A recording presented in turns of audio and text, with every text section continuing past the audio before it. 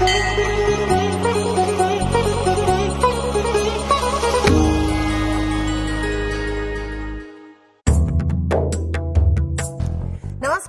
स्वागत है आपका। आप देख रहे हैं प्रार्थना हो स्वीकार। आपके साथ मैं हूं अदिति। ईश्वर की आराधना और उपासना में फूलों का खास महत्व है। फूल हमारी श्रद्धा और भक्ति का प्रतीक होते हैं। ईश्वर की कृपा पाने के लिए, उन्हें मनाने के लिए फूलों का प्रयोग सबसे उत्तम और सरल उपाय है। हर फूल की अपनी महिमा और महत्व होता है। ज्योतिषी कहते हैं कि अलग अलग मनोकामनाओं की पूर्ति के लिए अलग अलग फूलों का प्रयोग किया जाता है। तो आज हम आपको फूलों का महत्व और इसकी महिमा बताएंगे और जानेंगे अलग अलग फूलों का प्रयोग भी।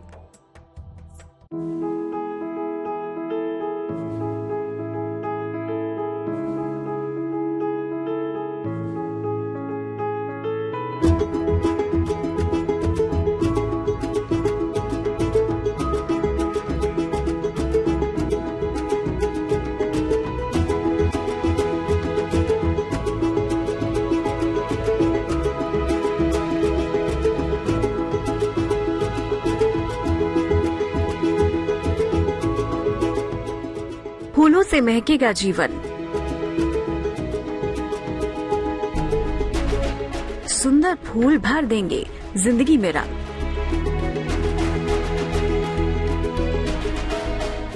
फूल बेहद खूबसूरत होते हैं।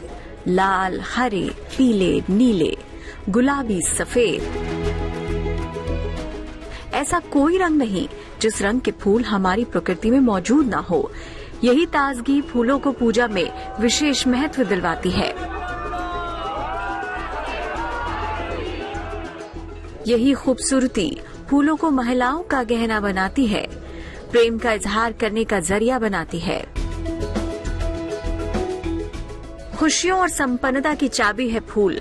हर फूल आपकी जिंदगी को सुखमय बना सकता है।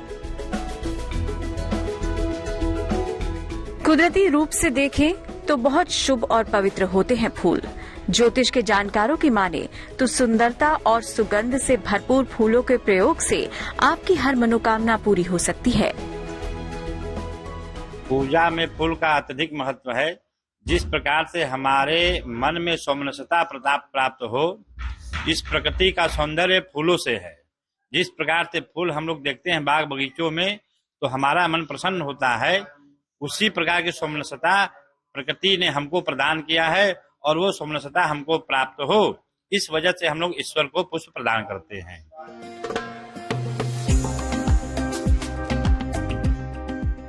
वास्तु के अनुसार पेड़ पौधों में देवताओं का वास माना जाता है। कई पौधे घर में सकारात्मकता के लिए लगाए जाते हैं, जिससे घर परिवार में खुशहाली आती है। गेंदा, गुलाब, कमल, गुड़हल ये कुछ ऐसे पुष्प हैं जो ईश्वर को बेहद प्रिय हैं। आज हम आपको बताएंगे कैसे अलग अलग फूल आपकी किस्मत बदल सकते हैं। आपको बताएंगे कि कैसे पूजा उपासना में फूलों के प्रयोग से आपकी प्रार्थना स्वीकार हो सकती है। फूल हमारी श्रद्धा और भावना का प्रतीक है। ये हमारी मानसिक स्थितियों को भी बताते हैं। फूलों के अलग अलग रंग और सुगंध अलग तरह के प्रभाव पैदा करते हैं। पूजा में वास्तविक फूल भी अर्पित कर सकते हैं और मानसिक भी। एक मंत्र आता है यजुर्वेद में, ओम मा ओ खदी प्रतिमो ददवाम पुक्पावती प्रशुवारी अस्वा इव सजितवारीर्बीरुदा पालश्लवाः माल्यादीनि सुगंधीनि मालतद्यानि वै प्रभो मयायतने पुष्पाणि पूजातम प्रतिगृह्यताम। इसका आशय आता है कि जिस प्रकार से ईश्वर ने ये सब प्रकृति में जो प्रिय प्रदान किए हैं, हर प्रकृति का जो भी चीजें हैं वो हमको प्राप्त हो और हम ईश्वर को इसलिए देते हैं ताकि उसके उपलक्ष्य में हमको वही सौम्यता प्राप्त हो। इस वजह से हम लोग पुष्प ईश्वर को चढ़ाते हैं।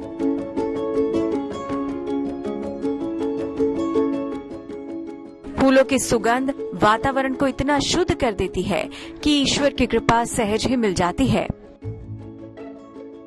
हर एक फूल की खास सुगंध और खास महत्व है।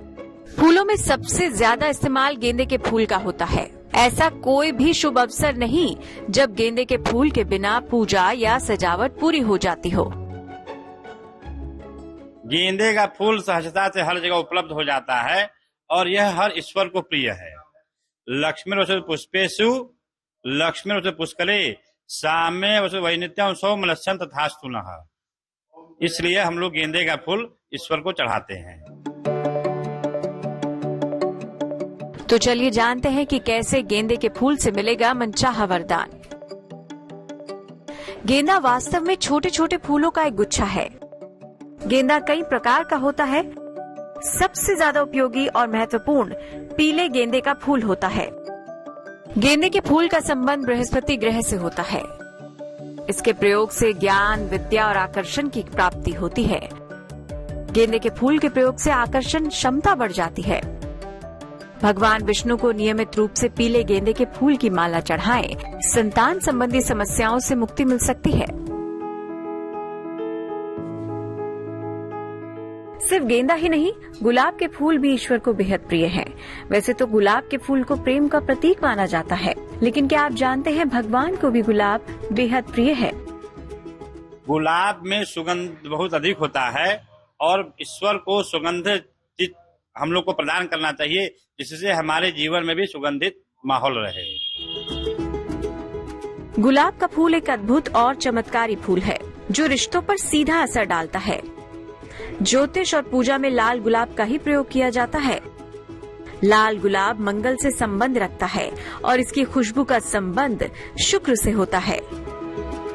इसके प्रयोग से प्रेम, आकर्षण, रिश्तों और आत्मविश्वास का वरदान मिलता है। लक्ष्मी जी को नियमित गुलाब अर्पित करने से आर्थिक स्थिति अच्छी हो जाती है। गुलाब देने से रिश्ते मजबूत होते हैं। गेंदे और गुलाब के फूल की बात तो हमने कर ली। आगे जानिए कुछ और फूलों के चमत्कारी प्रभाव के बारे में और समझिए कैसे फूलों से जीवन में आएगी बहार। तो देखा आपने कितने खास होते हैं फूल। प्रकृति के अनुपम उपहार पुष्प से ईश्वर को प्रसन्न करना कितना सरल है। ये उपाय आपकी उपासना को और भी शक्तिशाली बना सकते हैं। तो चलिए ईश्वर की कृपा दिलाने वाले कुछ और फूलों के बारे में आपको बताते हैं।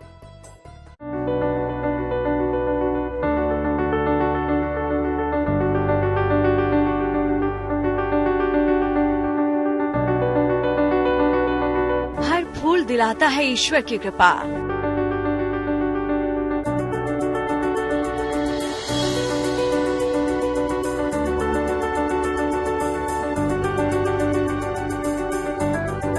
हर फूल से प्रसन्न होते हैं देवी और देवता।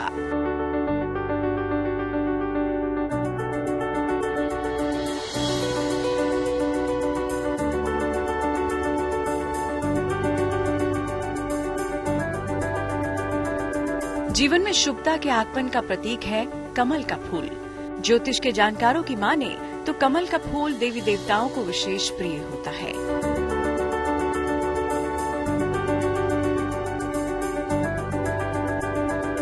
इस फूल के प्रयोग से आपकी कई मनोकामनाएं पूरी हो सकती हैं।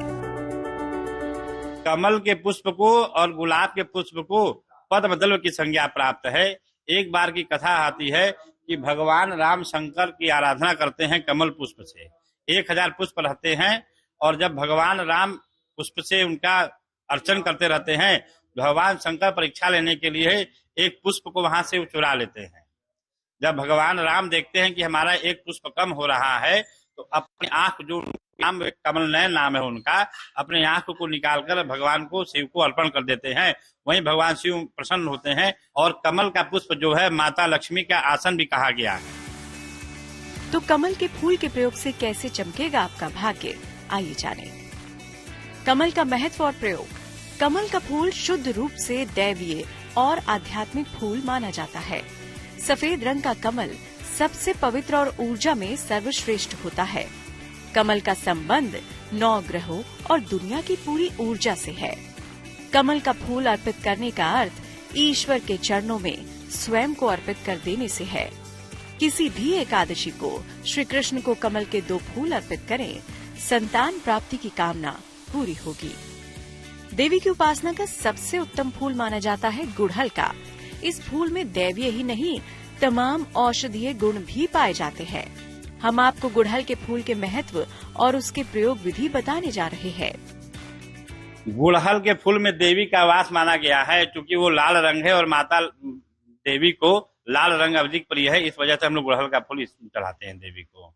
गुड़हल के फूल का ऐसे तो औषधि के स्वरूप में भी प्रकट होता है। इसको खाने से पेट की जितनी विकृतियां होती हैं वो शांत होती हैं।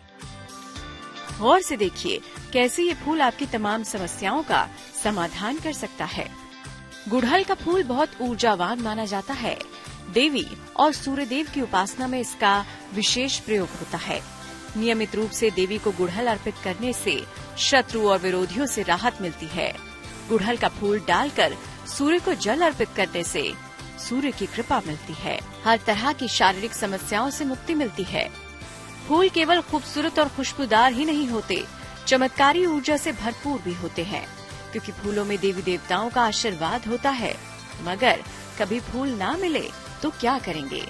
मानसिक रूप से कैसे चढ़ाएं अपने इष्ट को फूल? आगे जानिए।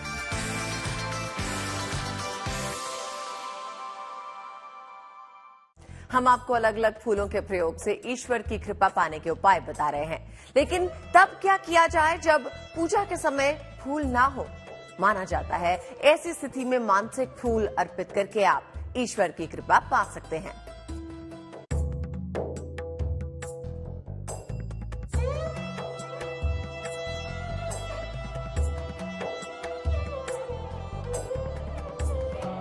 ईश्वर की उपासना का सबसे उत्तम फूल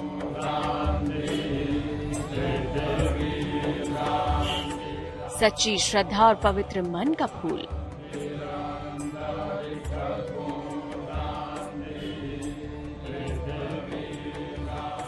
गेंदा, गुलाब, कमल और गुड़हल।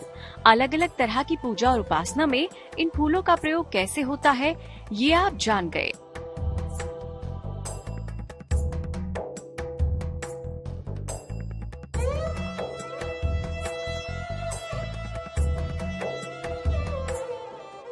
लेकिन क्या आप जानते हैं कि इन फूलों के बिना भी आप अपने आराध्य देव को फूल अर्पित कर सकते हैं?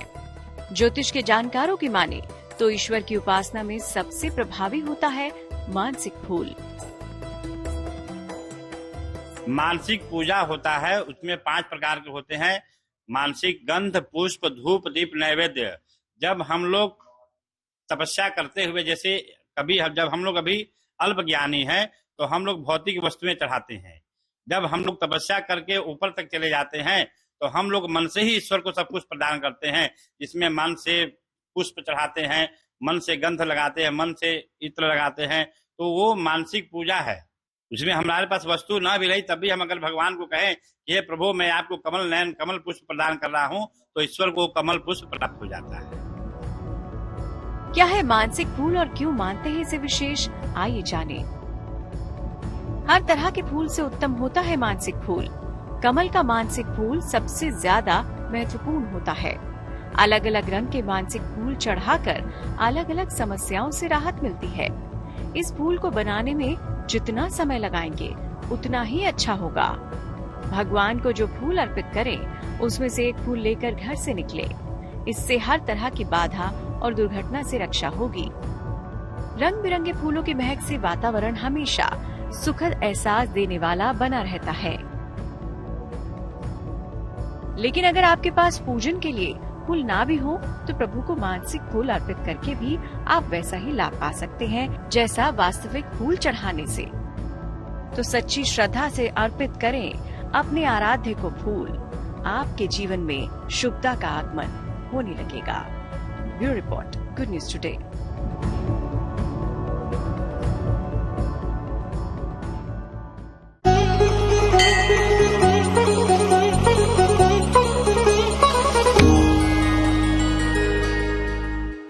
गणेश अथर्वशीर्ष में 16 श्लोक आता है। इस 16 श्लोक का यदि पाठ किया जाए तो उसके जीवन में किसी भी प्रकार का विघ्न बाधा नहीं होता है।